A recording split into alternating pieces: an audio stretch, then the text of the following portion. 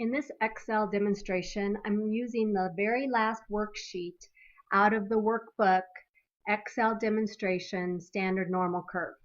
So this worksheet is labeled Applications of the Normal Distribution. So I've got a couple of story problems that I want to go through in this demonstration.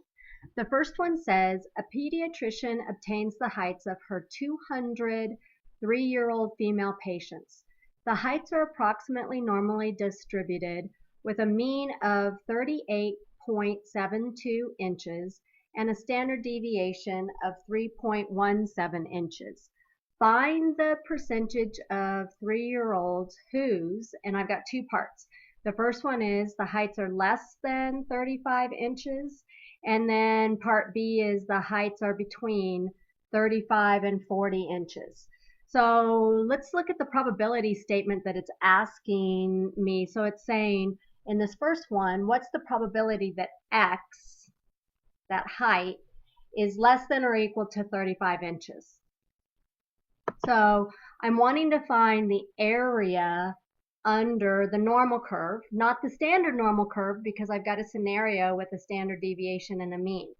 So in this demonstration, I want to use, so I'm going to go to my insert function, and this time I'm just going to say normal distribution. So not the standard normal, but just the normal distribution. And let's see what functions we get. So here's normal distribution, returns the normal distribution for the specified mean and standard deviation. And that's what we've got. We've got a mean of 38.72 and a standard deviation of 3.17 inches respectively. And so let's use this command, and so I'm going to pick OK. And it says, what is the X? So the X value that we're interested in is the 35. So the 35 inches, the mean is 38.72. The standard deviation, let me move this down, I think it's 3.17. And then cumulative, this is that logical statement that we always put true because we're calculating that area, and I'm going to say okay. So 0.1203. So that's the percent. So that's the that area under the normal curve. So it asked me in this question, find the percentage of the 3-year-olds. And so in this one's case, so let's look. So I'm going to take that percentage key and highlight it. So 12%. I need to make sure. So let's make the decimal places a little bit more so that we stay with what we had. So 12.03%. Because remember, when we're using the normal curve, if I think about the standard normal curve table, we've been consistently going to the 3 decimal places. I'm sorry, to the 4 decimal places. So 12.03%. Now let's look at the second one. So the second one said the heights are between 35 and 40 inches. So now I want it to be between those two values. And so in this one's case, so now what we want to do is, let's say norm distribution parenthesis the X 40. I always want to go the farthest one out because I'm talking about the area in between. So we'll say 40, comma 38.72, comma the standard deviation 3.17, comma true. Minus norm dist at the 35, 38.72, 3.17, true. So the area under this normal curve between 35 and 40 inches is 0.5365174. If we left it as area under the curve, we'd take this to its 4 decimal places. And now let's move it to answer the question that said find the percentage. So now finding the percentage, I'm going to click on the percentage key. And I'm actually going to go back with my 4 digits again. So 53.65. So that would be the percentage of 3-year-olds out of her patients, right, out of her 200 3-year-old patients that are between 35 and 40 inches in height.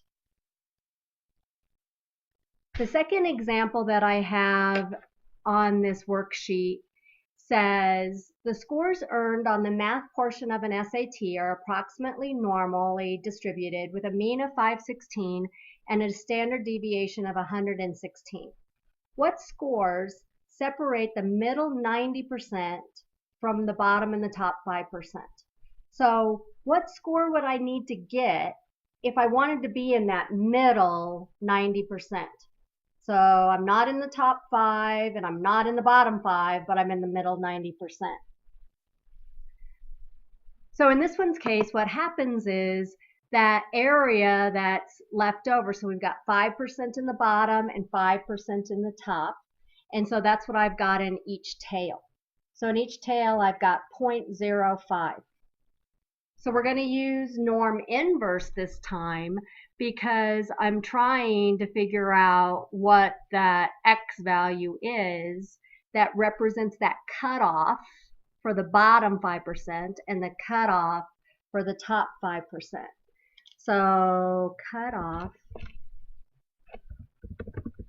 for, let's do the bottom first.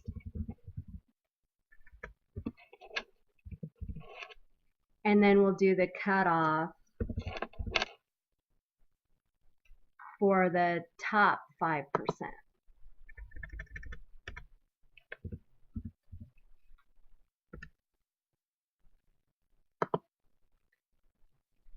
So I'm going to use so now I'm using the normal curve backwards, right? Because I'm trying to find the X values.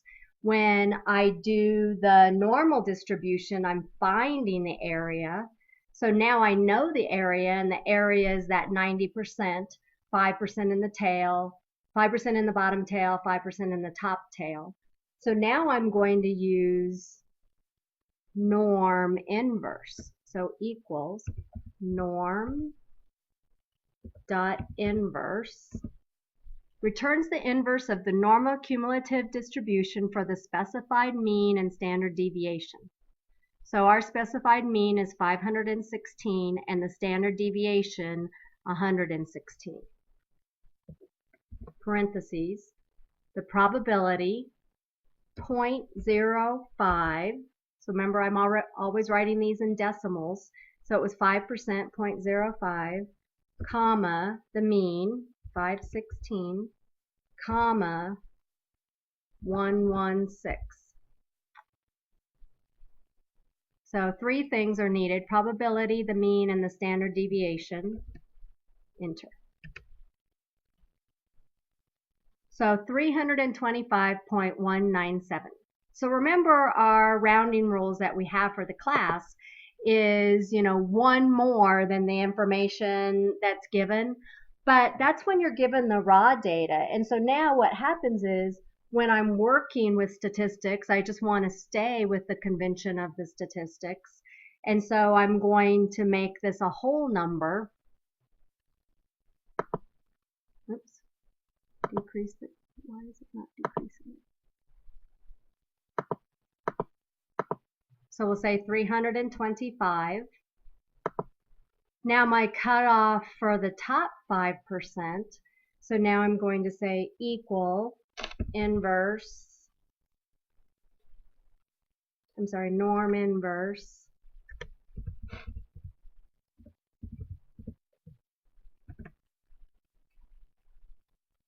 0.95 because that's what's in the top 5%. So the 90% that's in the middle and that 5% more that represents the bottom. So 0.95, comma 516, comma 116.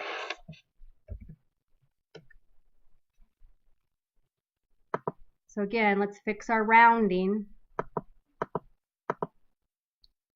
So 707. So if I want to be in the middle 90% when I go and take this SAT test, I want to have a score that's between 325 and 707.